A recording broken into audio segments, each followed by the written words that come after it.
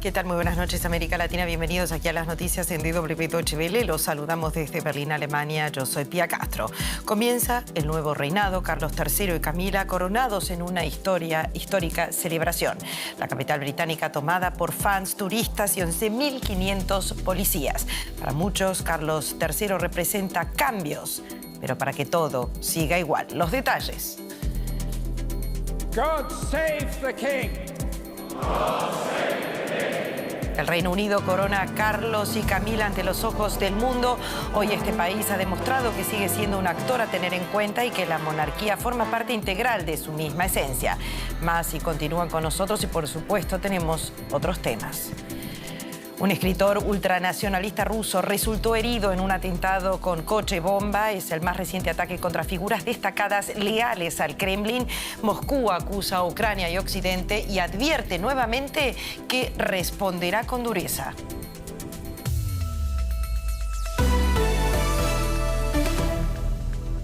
Ha sido una ceremonia para el mundo entero porque sin duda Carlos III no ha esperado 74 años para acabar convirtiendo el ansiado momento de su coronación en un evento civil.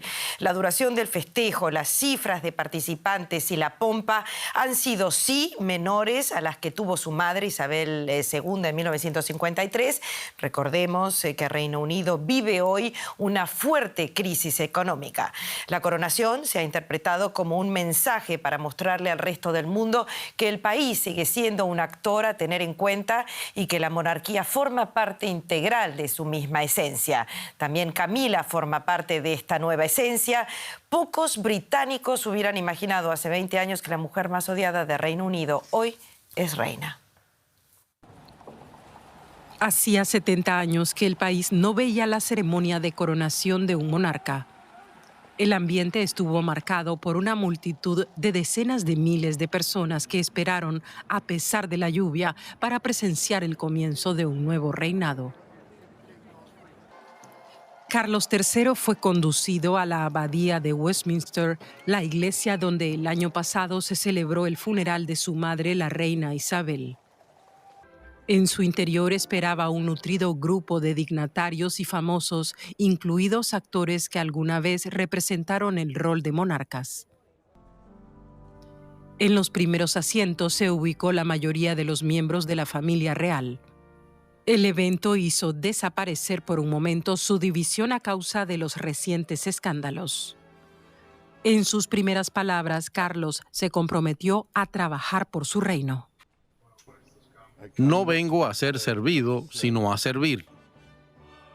Tras un cambio de vestuario, Carlos fue sentado en la silla de la coronación y recibió los símbolos del poder habitualmente guardados en la Torre de Londres.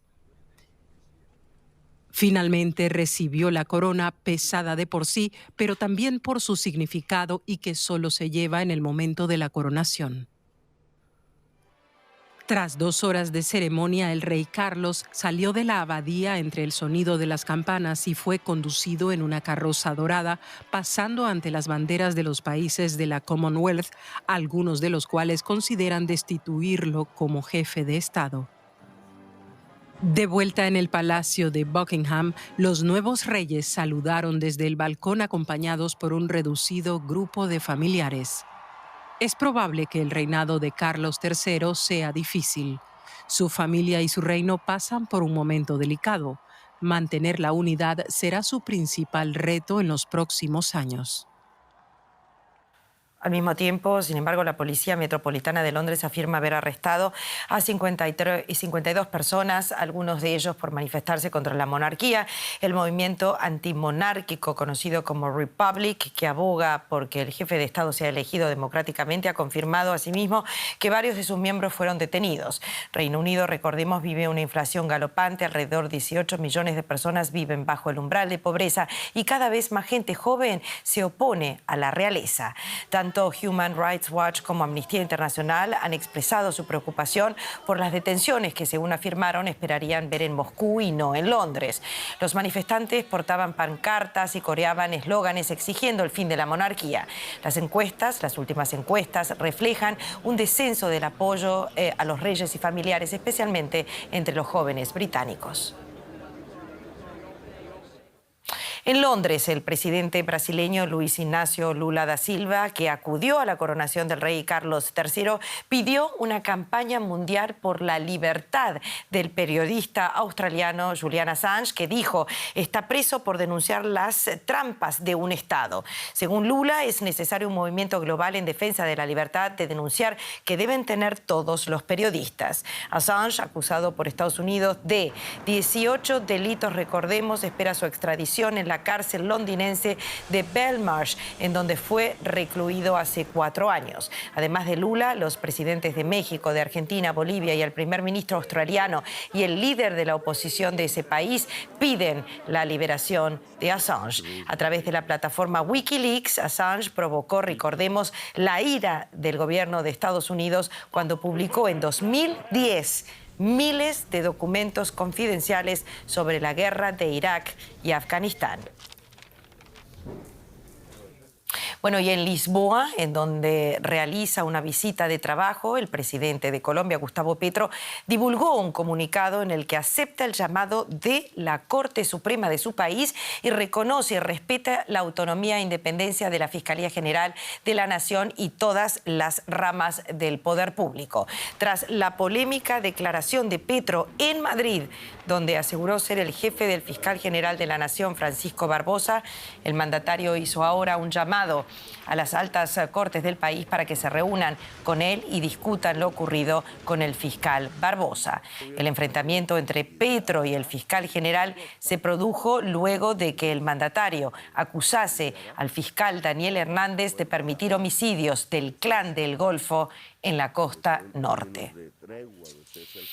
Bueno, y seguimos en América Latina porque en Paraguay la justicia decretó la prisión preventiva para el ex candidato presidencial derechista y antisistema paraguayo Cubas. El líder de este movimiento Cruzada Nacional fue imputada por el presunto delito de alteración de orden público. Cubas fue detenido el viernes tras exhortar a sus partidarios a través de las redes sociales a movilizarse contra un supuesto fraude en las recientes elecciones presidenciales del domingo pasado, que acabó tercero.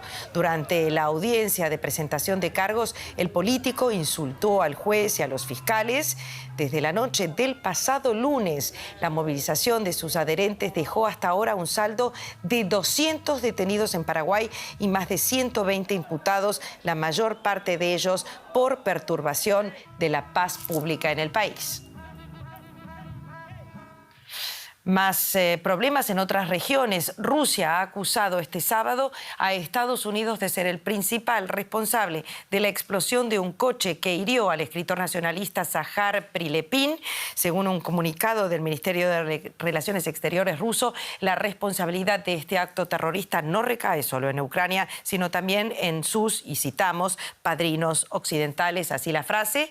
El vehículo del escritor ruso explotó durante un viaje en la región de Nizhny, en Novgorod, al este de Moscú. El incidente en el que murió el incidente, el que estaba acusado el escritor quien conducía el vehículo. Prilepin es un novelista conocido por su decidido apoyo a la invasión rusa de Ucrania. Su ferviente nacionalismo le ha proporcionado cientos de miles de suscriptores en sus canales Telegram y YouTube. Esta es la tercera explosión que afecta a destacadas figuras afines al Kremlin desde el inicio de la invasión a Ucrania. Hasta ahora, un hombre de nacionalidad ucraniana ha sido detenido como sospechoso en este acto terrorista. Y vamos a hablar sobre estos atentados. Está con nosotros, ya lo ven, Ricardo Marquina, que está en Chisinau. ¿Qué tal? Muy buenas noches.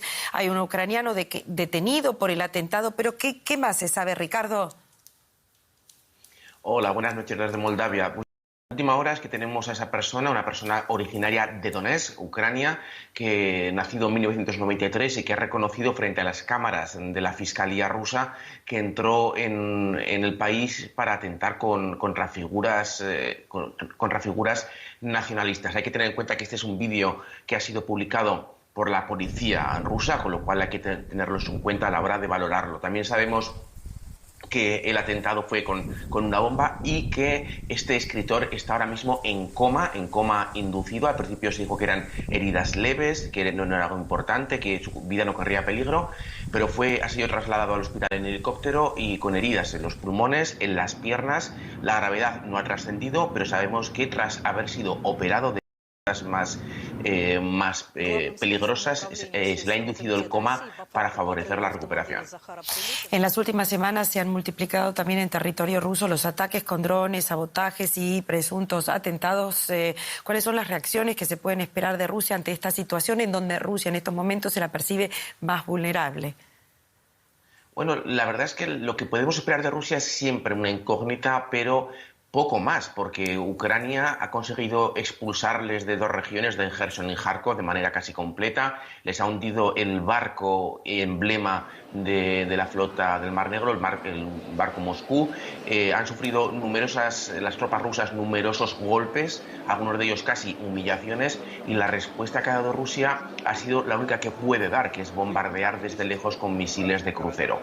Es muy probable que en las siguientes semanas, cuando Rusia recupere otra vez la capacidad perdida, porque hace poco ya realizó un ataque con misiles de crucero, esos misiles se gastan muy rápidamente, seguramente veremos un ataque a gran escala en las próximas fechas. Está por ver si por fin Rusia se decidirá a atacar los edificios del gobierno en el centro de Kiev, algo que hasta el momento nunca ha realizado.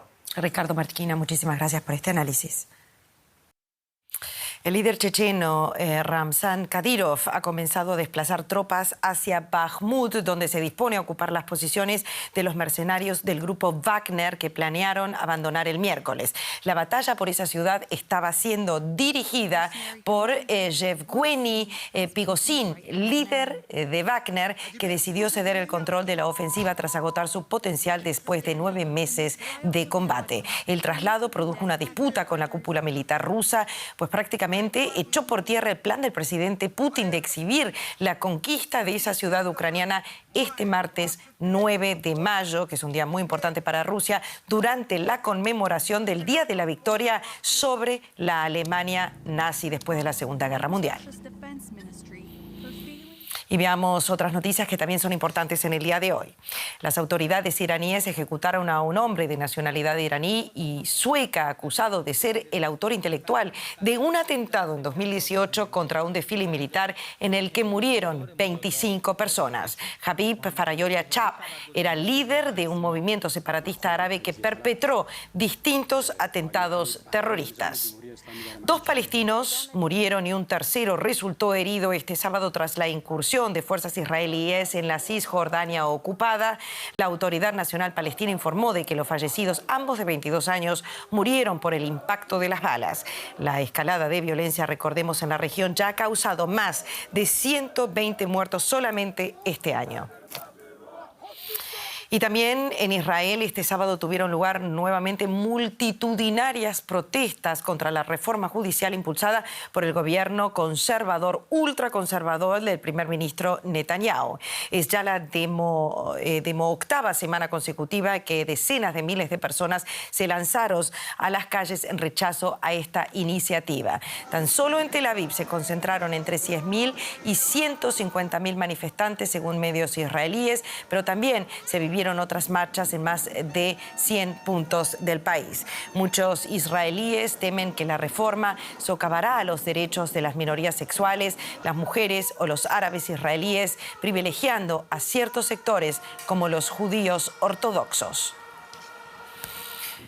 Y en Italia, más de un mes internado en una clínica por un diagnóstico de leucemia, Silvio Berlusconi, el ex primer ministro italiano de 86 años, ha reaparecido en pantalla y lo ha hecho en un breve mensaje televisivo con el que buscaba dar un parte de tranquilidad a sus votantes preocupados por la frágil salud del exmandatario. Aquí lo vemos.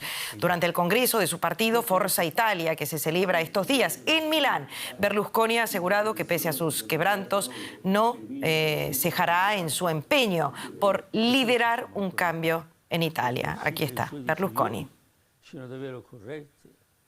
Bueno, y esto es todo por hoy. Los dejamos con las imágenes del día, la coronación del rey Carlos de Inglaterra y la reina Camila. Hasta entonces, y volvemos dentro de un rato con más información internacional. Gracias.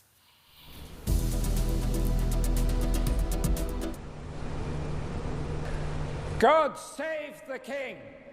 God save